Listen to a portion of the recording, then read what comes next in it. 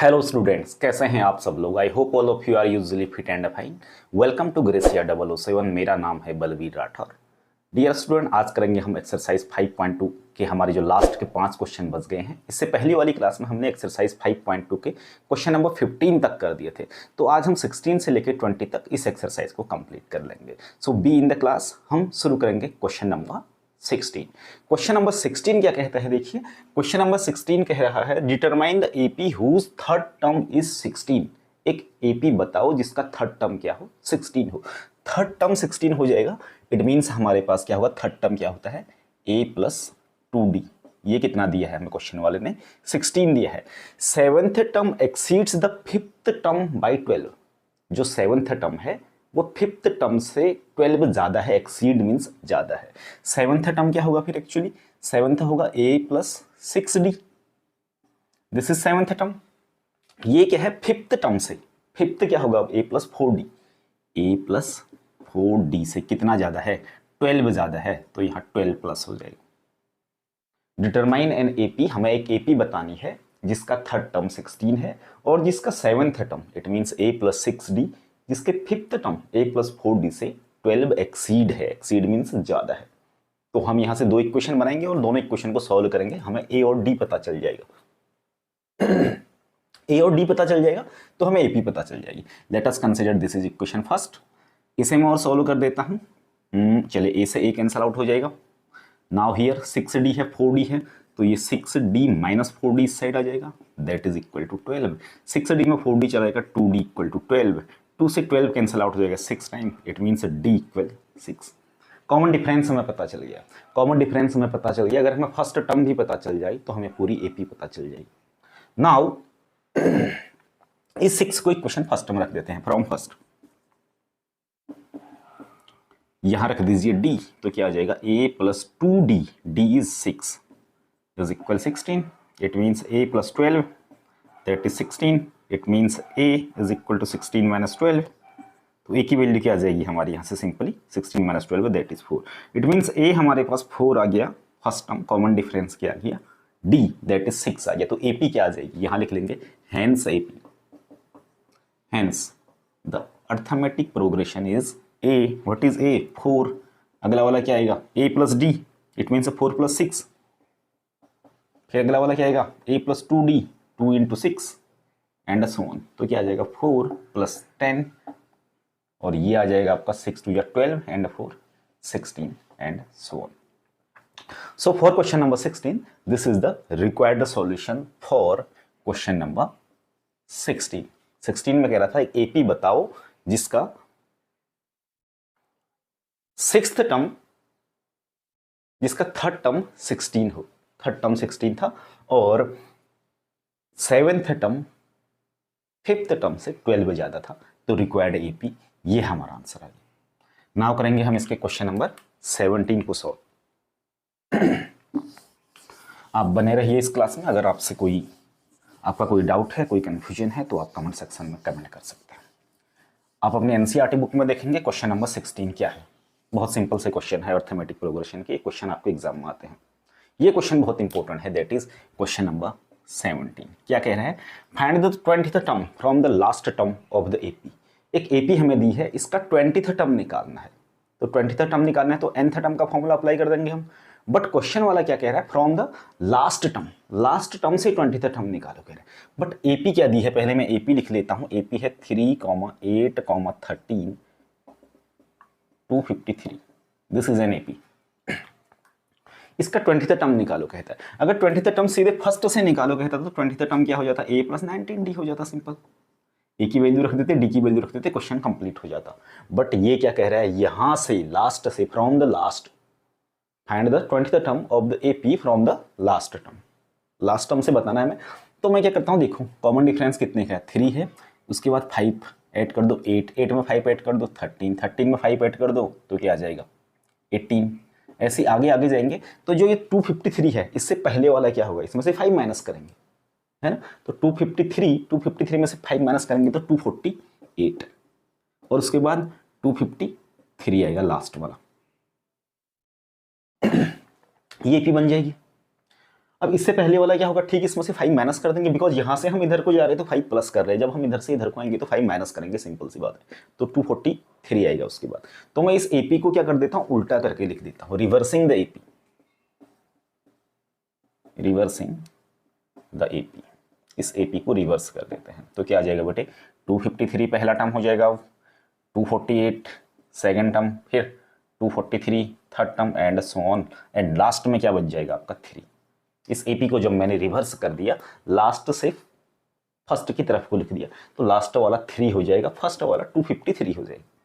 क्या कह रहा था, फ्रॉम द लास्ट से 20th टर्म निकालना था, अब हम क्या करेंगे, फर्स्ट से 20th टर्म निकाल देंगे, बात एक ही है, ठीक है। तो 20th term, now 20th term क्या आ जाएगा फिर, दैट इज a प्लस वही फॉर्मूला 19d, ये वाला, this is the 20th term from starting. तो क्या आ जाएगा, a की वैल्यू क्या आ जाएगी, इसके लिए a बन जाएगा 253 प्लस 19 इंटू डी, 248 में 253 माइनस कर देंगे तो माइनस ऑफ 5 आ जाएगा, d माइनस 5 आ गया, ये आ जाएगा आपके पास 253 नेगेटिव 19 5 जा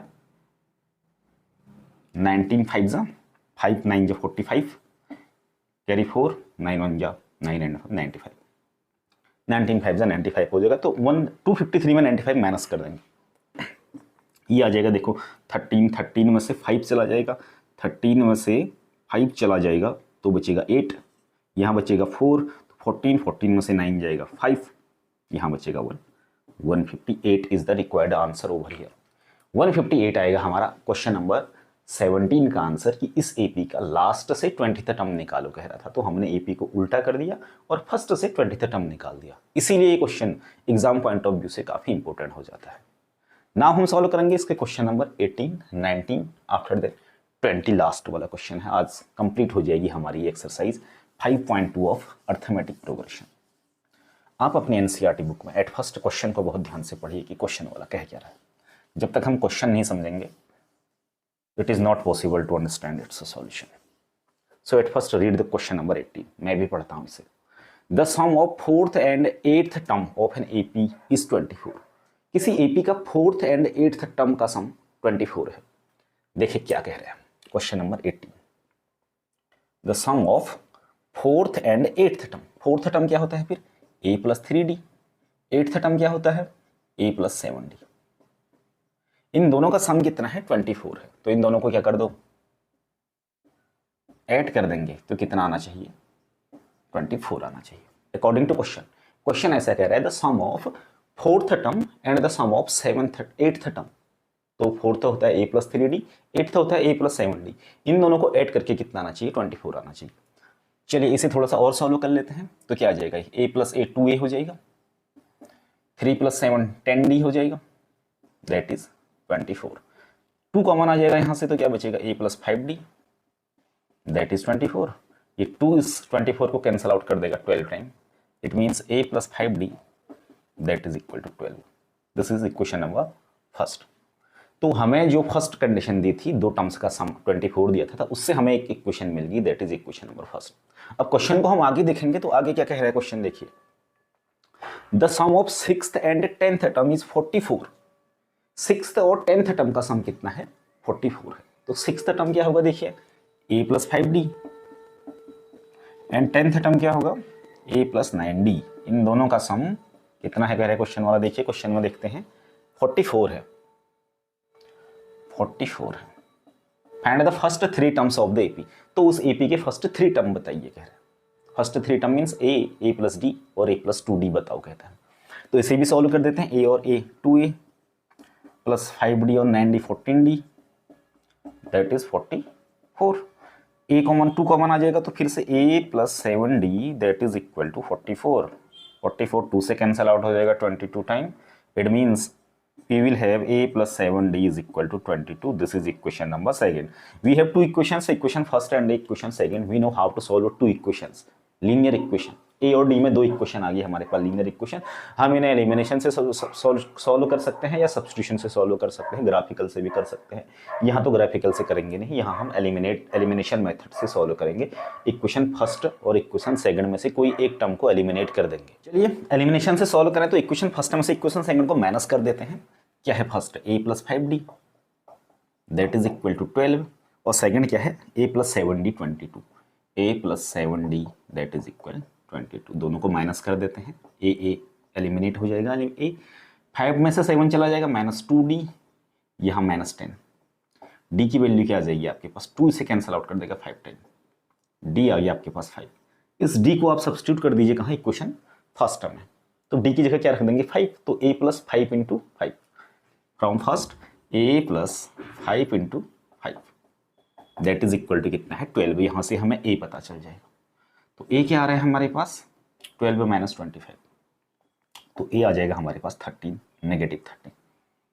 तो a पता चल गया हमें और d पता चल गया। क्वेश्चन वाला क्या कह रहा था, find the first 3 terms of this AP। First 3 term क्या आ जाएंगे, यहाँ से इसे पार्टीशन कर लेते हैं, तो फर्स्ट 3 टर्म्स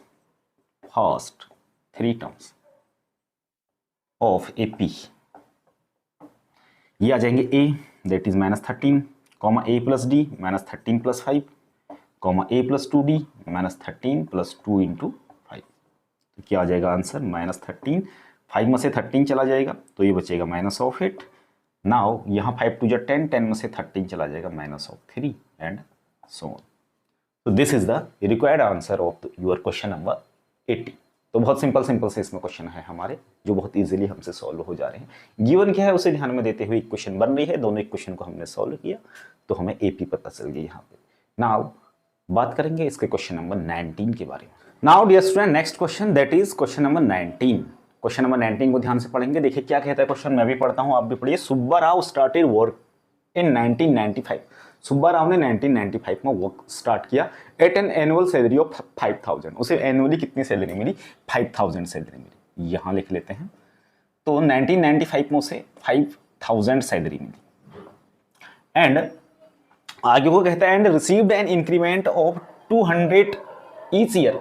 हर साल उसका 200 रुपीज का इंक्रीमेंट हुआ। अगर फर्स्ट ईयर उसकी सैलरी थी 5000 तो अगले नेक्स्ट ईयर क्या हो जाएगी, इसमें 200 और ऐड होके मिल जाएगा, उसे इंक्रीमेंट हो जाएगा उसका 5200।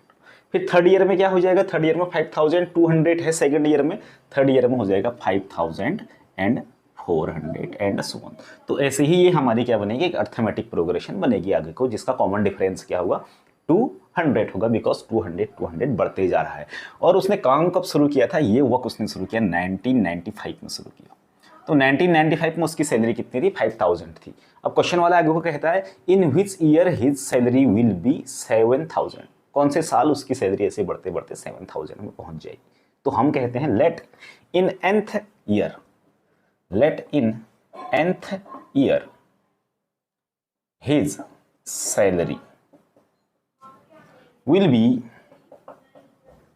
7000। हमने बोल दिया कि nth ईयर में, इसमें फर्स्ट सेकंड थर्ड फोर्थ 5 कहाँ पे आता है, वहां पे हमने nth ईयर उसकी सैलरी 7000 हो जाएगी। अब nth ईयर में nth टर्म का फॉर्मूला लगा देंगे, a + n - 1 × d, it should be 7000। Now a is 5000 plus n - 1 × d क्या आना है हमारा, इसमें से इसे माइनस करेंगे 200, दैट इज 7000। बस हो गया हमारा question solve.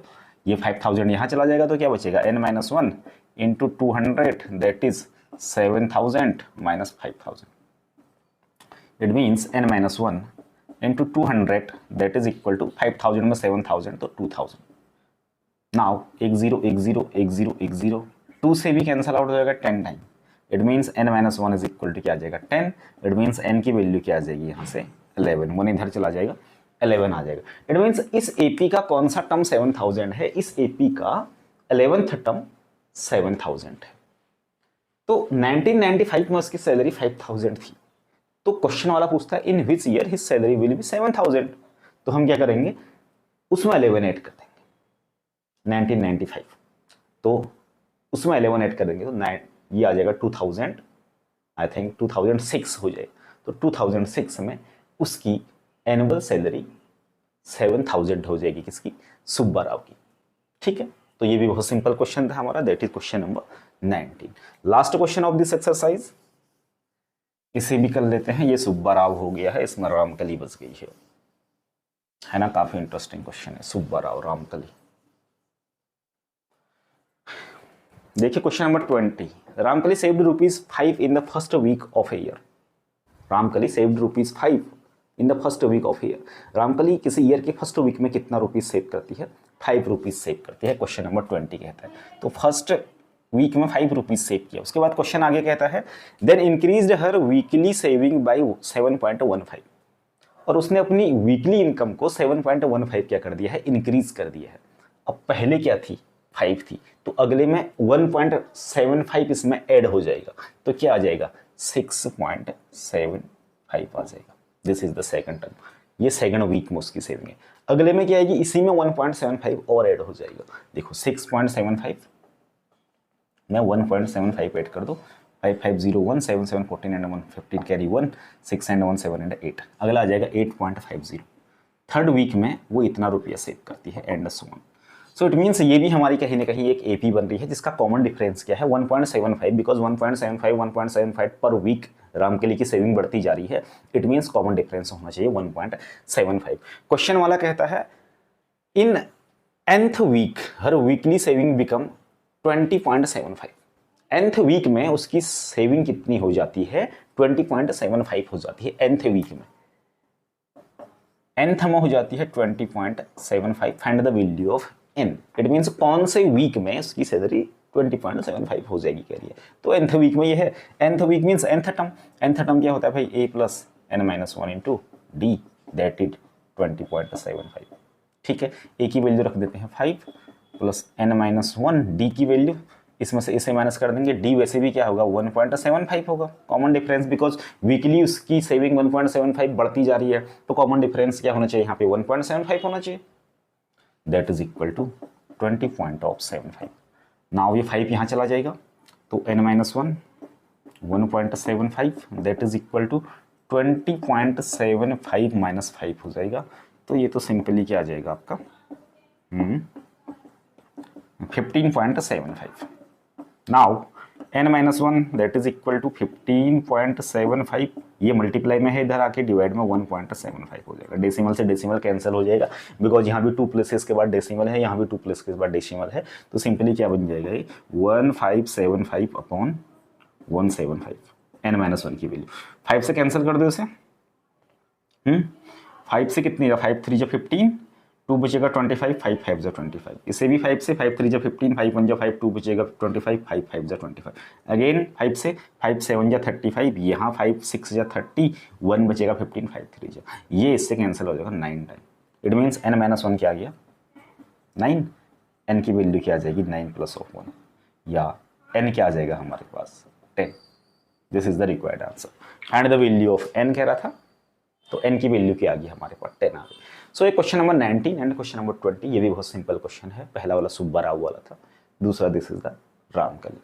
So dear student, in this way हमारी एनसीईआरटी की exercise 5.2 new NCERT revised NCERT की एक्सरसाइज कंप्लीट हो जाती है यहाँ पे, जिसके मैंने आपको सारे क्वेश्चन, सारे इंपॉर्टेंट क्वेश्चन करा दिए हैं।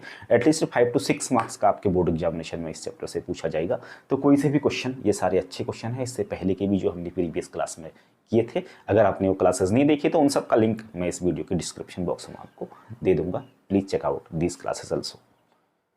सो अगले में करेंगे हम इसकी लास्ट एक्सरसाइज बच जाती है अर्थमेटिक प्रोग्रेशन की। ये चैप्टर थोड़ा सा लेंथी है, लेंथी इन द सेंस इसलिए है बिकॉज इसमें वर्ड प्रॉब्लम इस टाइप के बहुत सारे क्वेश्चंस हैं जो हमारा टाइम टेकिंग प्रोसेस एक हो जा रही है। कोई इशू नहीं है। नेक्स्ट क्लास में हम इसमें एक इंटरेस्टिंग टॉपिक और करेंगे, sum of n terms of an AP. That's all for today. Thanks for watching. Take care. Good bye.